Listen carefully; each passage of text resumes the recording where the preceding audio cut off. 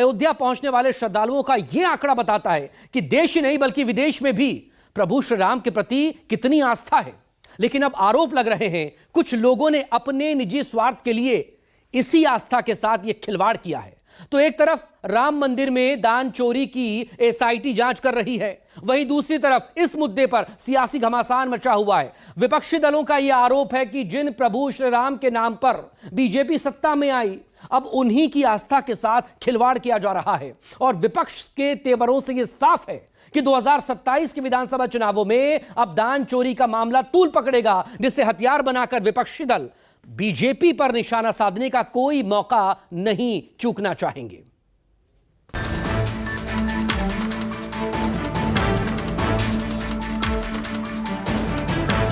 भगवान राम का पैसा आप खा गए, जिस भगवान राम के नाम पे पूरे देश और दुनिया में डंका बजाया। जिस प्रदेश में नौकरी रोजगार के लिए आईआईटी बनना था, वहाँ एसआईटी बन रही है। राम भक्ति की बात वे भी कर रहे हैं जो कल तक राम भक्तों पर गोलियां चलाते थे।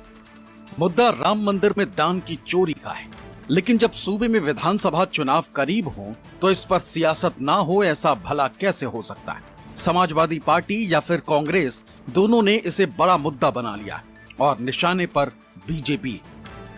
जो आस्था का सैलाब या आस्था के एक वातावरण पूरे देश के अंदर एक भारतीय जनता पार्टी आरएसएस के लोगों ने जो खड़ा किया था, आज उसके साथ पूरी तरीके से छल किया जा रहा है।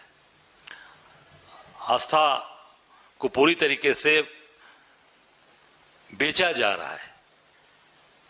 उसको जो धर्म के नाम पर आए और धर्म का पूरा सौदा कर लिया इन लोगों ने।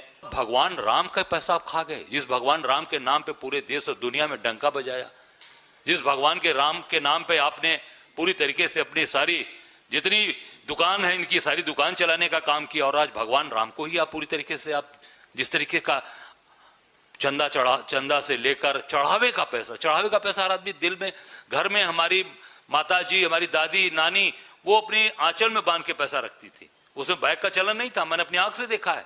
वो चलन में वहां बांध के ले जाती थी और खोल के माथे लगाकर वहां पे रखती थी कि ये हमारी तरफ से दान है। चाहे 500, उसमें 500 की नोट नहीं थी, 100 थी, 50 था, जो भी। आज उस चढ़ावे की आस्था को, चीजों को आपने लूट लिया। जाहिर है दान चोरी का मामला जांच के साथ साथ अब सियासी रंग भी पकड़ चुका है। समाजवादी पार्टी के राष्ट्रीय अध्यक्ष अखिलेश यादव लगातार सरकार पर हमलावर है और पूरे मामले में पारदर्शी जांच की मांग कर रहे हैं। जिस प्रदेश में नौकरी रोजगार के लिए आईआईटी बनना था, वहाँ एसआईटी बन रही है। और देखिए आप, डबल इंजन की डबल टंकी है, डबल इंजन की डबल टंकी है। कितना भ्रष्टाचार हो रहा है। ये डबल इंजन की बड़ी डबल टंकियां हैं।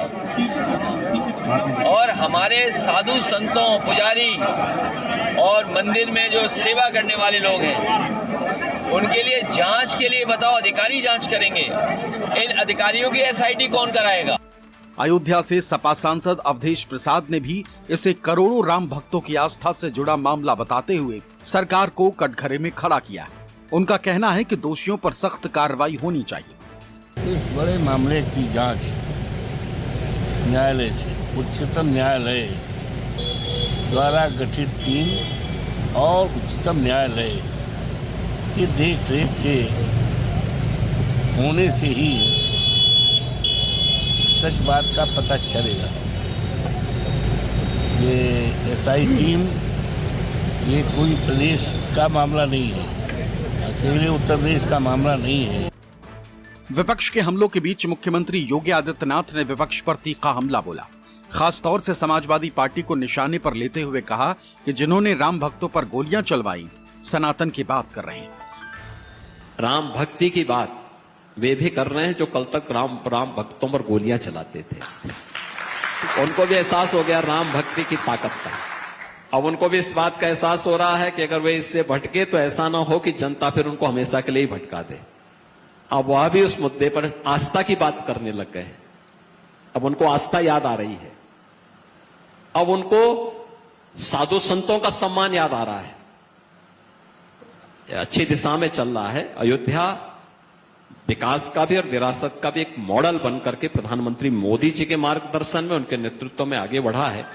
कांग्रेस भी इस मुद्दे को लेकर सरकार पर हमलावर है। पार्टी नेताओं का कहना है कि मामले की सच्चाई सामने लाने के लिए पारदर्शी और समय से जांच पूरी होनी चाहिए। लेकिन कमाल देखिए कि मामले में एसआईटी का गठन कर दिया गया और एसआईटी ने अपनी जांच भी शुरू कर दी, लेकिन अभी तक एफआईआर दर्ज नहीं की गई।